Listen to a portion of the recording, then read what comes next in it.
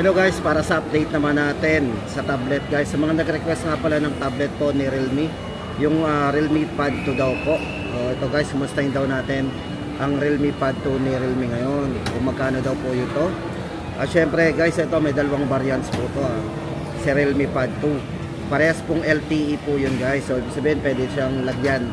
Pwede pareho lagyan ng SIM. Pareho sila naka 4G LTE. Ito guys, para sa dalawang variants po nito. Ang isa po nito ay naka 6GB RAM 128. Ang isa po nito ay naka 8GB RAM 256GB. So mamimili tayo guys kung gusto natin ng mas mataas ang internal storage. At yung isa po yung sa 128 lang.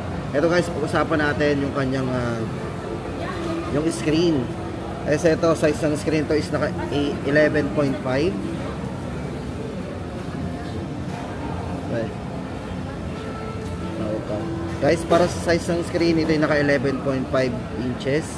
Then maganda dito guys, naka 2K resolution yan, yung display nya. Then pagdating po sa charging nya, ito ay naka fast charge na. Ito ay naka Superbook 33 watts. So yan. At pagdating naman po sa chipset o yung processor na ginamit dito kay Realme Pad 2 guys, ito ay naka MediaTek Helio G99 na rin. So ito yung kanyang gaming chipset. So yan, sa mga mahilig maglaro, gamit po itong ating si Pad 2, tamang-tama sa inyo guys. So kasi ito ay naka gaming processor na rin, naka MediaTek Helio G99.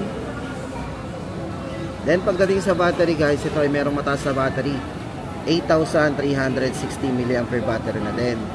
At kung camera naman po guys, ito check natin yung camera na to. Pagdating sa kanyang main camera, meron siyang 8 megapixel na camera. At yung front camera naman ito is meron na ring 5 megapixel. O diba, yan po yung ating update dito kay Realme Pad. Tapos guys, ito check naman natin, ulitin po natin ang presyo nito baka naghahanap po kayo ng Realme Pad. Ito po para sa price po, ulitin natin, 6GB RAM 128, 13,999. At yung isa po na 8GB RAM 256 din na LTE, parehas po silang LTE, 17,999. Guys, ito, titigan muna natin yung design. Ayan po yung design nito.